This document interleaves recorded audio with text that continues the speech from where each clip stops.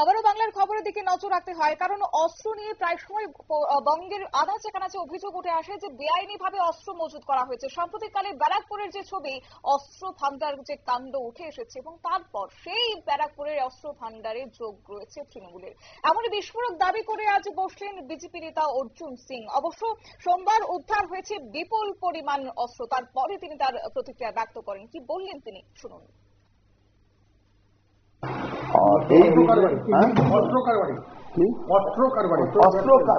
অস্ত্র কারবারি ব্যবসায়ী আর পুরোপুরি তৃণমূলের সঙ্গে যুক্ত আছে। আমি হয়তো কিছুদিন আমি চেষ্টা করছি, বড় বড় নেতাদের সঙ্গে তার ছবিও আছে, সেটাও আমি দেব। তৃণমূল ছাড়া কি আচ্ছা কি অস্ত্র নেবে? তৃণমূল অস্ত্র নেবে না?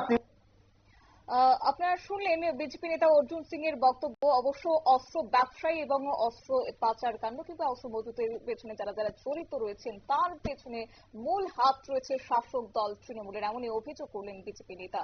নিয়ে নিচ্ছে ছোট্ট একটি বিজ্ঞাপন বিরতির সঙ্গে থাকুন।